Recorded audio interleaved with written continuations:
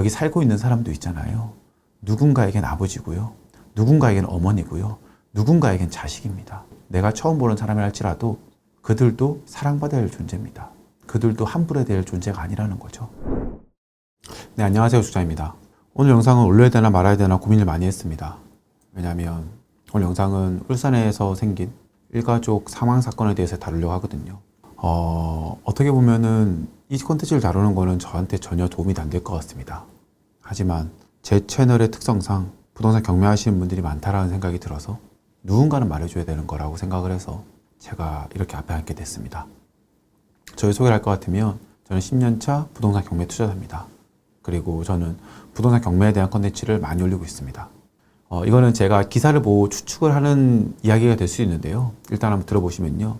부동산 경매를 통해서 아파트가 나왔습니다. 그리고 누가 낙찰 받았습니다. 여기까지는 잘못된 게 전혀 없습니다. 부동산 경매 같은 경우에는 대한민국의 사회 제도에서는 꼭 필요한 존재이긴 합니다. 왜냐하면 채권자와 채무자가 있습니다. 우리가 은행에 돈을 빌린다 그러면 은행이 채권자고 저는 채무자입니다. 그리고 저는 당연히 돈을 갚아야 될 의무가 있습니다. 돈을 갚지 못한다 그러면 내가 돈을 빌린 것에 대한 책임을 져야 된다. 이거는 맞습니다. 이거에 대해서는 틀릴 수 없습니다. 그리고 내가 돈을 갚아야지만이 은행이 산다.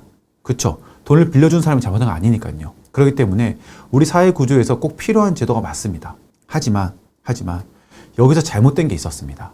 잘못된 게 있었는데요. 마지막 경고, 울산 일가족 참사 문에 테이프 글씨. 마지막 경고라고 적혀 있죠. 이렇게. 마지막 경고라고 적혀 있고 마지막입니다. 이번에는 문 앞에서 끝나지만 다음에는 계고를 합니다. 충분히 많은 배려를 드렸습니다. 잘 생각하세요. 경매는 이렇게 하는 거 아닙니다. 경매는요, 이렇게 하는 거 아니에요. 저는 한 가정의 아버지로서 이 문구를 봤을 때 아버지로서의 모든 게 다 끝났다라고 생각을 했습니다. 14살, 16살 아내랑 같이 사는 집이거든요. 그런데 내 문 앞에 이런 게 있다? 그러면 안 되죠. 이러면 안 되는 거예요. 부동산 경매 투자하시는 분들 이러면 안 되는 겁니다. 이건 정말 잘못된 거예요. 저 같은 경우에는 명도를 할 때 혹시나 앞에 갔는데 아이가 있다? 유모차가 있다? 아니면 자전거가 있다? 아이에 대한 그 어떠한 한 가지 단서가 있다 하면요. 절대로 저는 이렇게 하지 않습니다. 진짜 있잖아요. 포스트잇 하나만 거기 붙여놓고 오셔도 됩니다. 그냥. 거기다가 그냥 아무것도 안 하고요. 전화번호만 적어도 다 전화 와요. 알아요. 왜냐하면 안에 계신 분들은 되게 불안하고 힘들거든요. 그리고 이 사실을 그 누구한테도 알리고 싶지 않거든요. 그래서 전화 먼저 와요. 먼저 옵니다. 그리고 만약에 그게 안 된다 그러면 법으로 맡기십시오. 부동산 경매 같은 경우에 명도할 때는요. 명도가 안 된다 그러면 법으로도 맡깁니다. 그러면 그렇게 해주세요. 그게 더 낫습니다. 이렇게 사람의 마음을 밟으면은 안 되는 거예요. 그분들이 잘났다 잘했다라고 말씀드리는 건 아닙니다. 아니에요. 돈을 못 갚은 게 잘한 거냐 그러면 할 말은 없죠. 돈을 안 갚는 게 잘한 거냐 하면은 그거에 대해서 얘기할 게 없습니다. 하지만 그 사람이 내가 일시적으로 그 상황에 돈을 못 갚았을 뿐이지 자존심이 없고 사람이 아닌 게 아니에요. 그런데 왜 이런 행동을 합니까? 이건 아닌 거예요. 진짜 아닌 거예요. 이 문구를 보고 들어갔었던 14살, 16살, 그 다음에 아내, 아빠, 이 마음이 어땠을까요? 저는 기사를 보면서 참 슬펐던 게 뭐냐면요. 14살, 16살 아내가 안방과 아이들 방에서 살해당했다고 하더라고요. 그걸 보면서 드는 생각은 어쩌면 이러한 상황들을 다 알고 나서 담담히 받아들였었지 않나라는 정말 가슴 아픈 생각이 들긴 했습니다.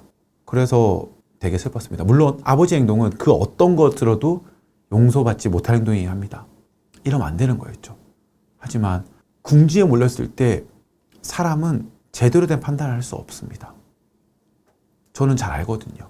저희 어머니가 암으로 돌아가셨는데 암 환자분들은 보면은 너무 이제 힘든 시간이 왔을 때 되면 이제 이렇게 피를 토하게 됩니다. 영화 드라마 보시면 아시겠지만 피를 토하긴 합니다. 근데 피를 토하는데 옆에서 다른 사람이 그러더라고요. 너가 축복받은 사람이라서 암덩어리가 나오는 거다라고 하더라고요.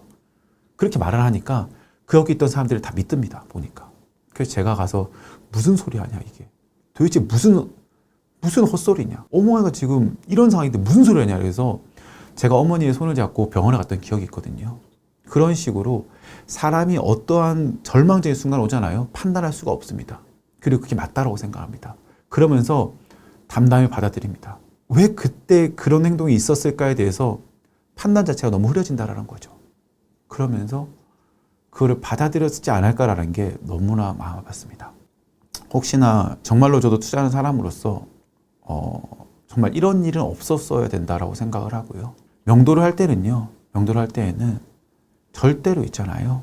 그 사람의 자존심을 밟지 마십시오. 제가 수업 때도 매일 말씀드리는 건데요. 그 사람의 자존심은 절대로 건들지 마십시오. 그리고 그들도 지켜야 된다라는 게 있다라는 거를 꼭 한번 생각해 주십시오. 그리고요. 그들도 지키고 싶다라는 게 있다는 거를 꼭 한 번 더 기억해 주십시오. 그들도 지켜야 될 게 있어요. 낙차 받으신 분들 돈 벌려고 하는 거잖아요. 만약에 그걸 인정해 주지 못한다 그러면 낙차 받지 마십시오. 아니면 좀 더 낮게 받으십시오. 좀 더 낮게 받으면 되잖아요. 경매 법원 가서 100만 원, 200만 원 더 쓰는 거 쉽게 쓰잖아요. 그러니까요. 거기서 쉽게 쓰지 않고 거기서 한번 더 생각을 해서 낮게 쓴 다음에 충분한 시간 주시고 그들의 자존심과 그들이 지켜야 될 부분에 대해서는 그래도 우리 최소한의 존중을 해주시죠. 되게 무거운 영상을 올려드린 것 같아 너무 죄송하고요. 그래도 우리가 부동산 투자를 하면서 그리고 돈보다 중요한 거는 늘 있다라는 것 잊지 마시고요. 그리고 여기 살고 있는 사람도 있잖아요. 누군가에겐 아버지고요. 누군가에겐 어머니고요. 누군가에겐 자식입니다. 내가 처음 보는 사람이 할지라도 그들도 사랑받아야 할 존재입니다. 그들도 함부로 될 존재가 아니라는 거죠. 그 이야기는 꼭 한번 생각해 주셨으면 좋겠습니다.